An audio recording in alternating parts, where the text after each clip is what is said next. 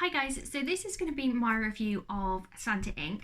Now, in making this review, I watched a couple of episodes of Santa Inc. I didn't watch the whole series, but I watched probably until around episode 4 or 5. It was, to be honest, a very, very boring series. I'm not going to lie, it wasn't very entertaining, and I didn't really have as many issues with Santa Inc. as I did with Shrill, which is another kind of feminist TV show that I really, really hated the first episode of. Anyway, so Santa Inc. basically follows Candy, who wants to become the next Santa. Now, she's currently working as the CEO of Santa Corp, and she, wants to become the next Santa, and that's her storyline. Now, there's a sub-storyline that kind of runs very parallel to Candy's, which is about a reindeer called Goldie who's on the B team. So this is the backup team for kind of Santa's reindeers if they get sick. And she's, wants to become the next. A reindeer actually pulling the sleigh as opposed to one on the B team that doesn't get to pull the sleigh. Another kind of storyline that I'll get into, which is in another episode, is another episode was very, very pro-choice. So I think it's around episode 3. It's very, very pro-choice, and it follows Candy meets a girl who is from the Easter Bunny Corporation, and she's been kicked out of her home by her father for having multiple abortions. That's the kind of storyline of that particular episode, and I wanted to talk about that and really go into my thoughts around that subject. There are kind of 3 issues that I actually have with the TV show. The first issue was about kind of Candy's storyline and saying that basically the storyline is basically that there hasn't been another Santa, a female Santa within history because of sexism. Goldie's storyline is basically follows the same line, and that she's saying that there hasn't been a female reindeer pulling the sleigh in history because of sexism. And I also wanted to go over the kind of abortion episode and my thoughts on that, being pro-life. Okay, so I wanted to first go over the kind of idea of a female becoming Santa Claus. And I don't really have an issue with the storyline that features a woman becoming Santa Claus in any way, shape or form. Mainly because, and I do understand a lot of people are saying, well, St. Nicholas wasn't a female. But I don't know that that's particularly relevant in this context. And I don't know that really kind of responds to some of the points that the TV show is making, mainly because the Santa law that this particular TV show is following is that Santa is a job title, and that Santa doesn't live forever, basically, that he stops being Santa and then someone else takes his place. And that's the law that the TV show is following, and so they're basically saying that the only reason that men have taken the place of Santa Claus so far is because of sexism. Now, if this was an actually real job, that Santa Claus was just a job title and it was someone who ran a toy shop, let's say, that delivered presents, like a multinational corporation that delivered presents, the main reason that you wouldn't have, you might not have had a female running that particular corporation in this period of time is basically due to the fact that women choose different jobs from men. Women often choose jobs in the public sector as opposed to private sector. Women often look for flexible hours. Women don't tend to be as competitive with their pay as men.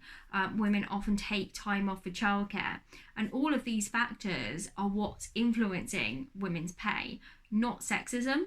And in this TV show, it's basically just saying that sexism is pushing down women, and it's not sexism that's pushing down women, it's women's choices in life and women's decisions on what they want to do with their lives.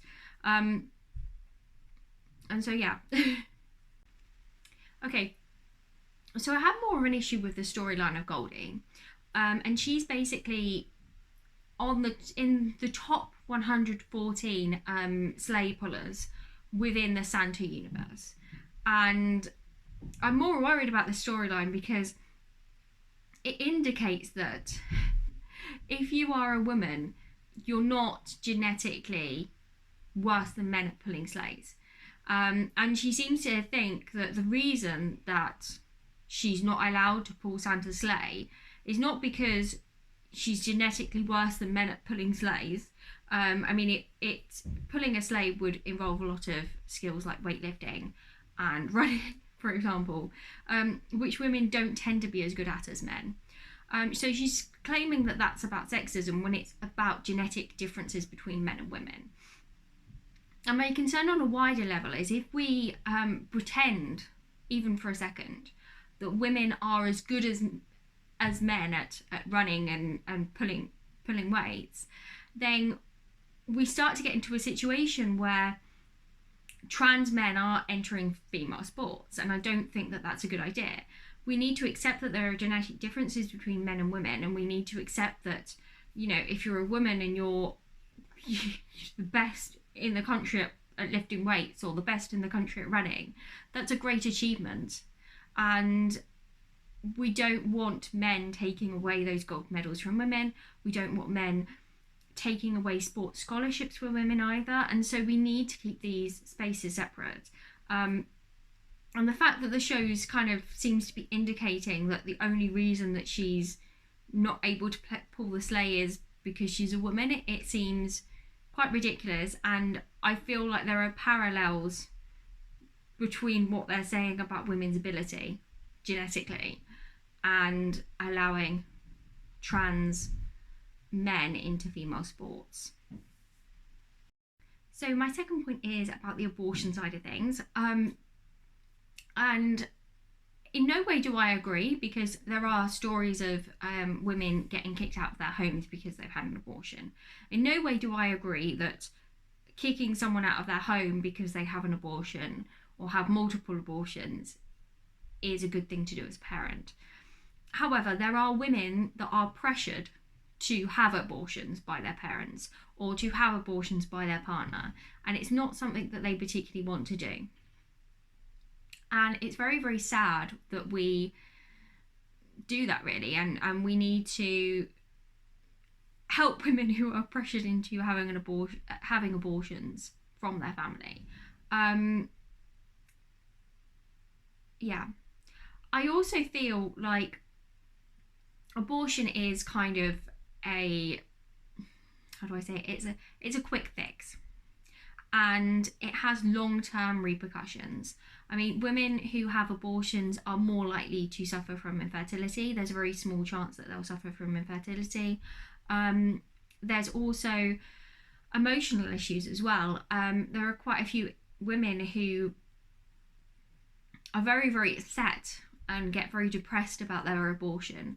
And it doesn't necessarily affect them immediately, but it might affect them in years to come. It might kind of come back to them. And it's just very sad. And I think that from a woman's mental health and physical health, for a women's mental health and physical health, abortion is not good for them. And it's also obviously not good for the unborn child. At around 6 weeks, the first nerve cells in a fetus's body start to form. And I don't think that we should be killing that being in any way. Anyway, thank you for watching, guys. And if you have any comments or questions, leave them down below. Feel free to like and subscribe. And yeah, thanks for watching.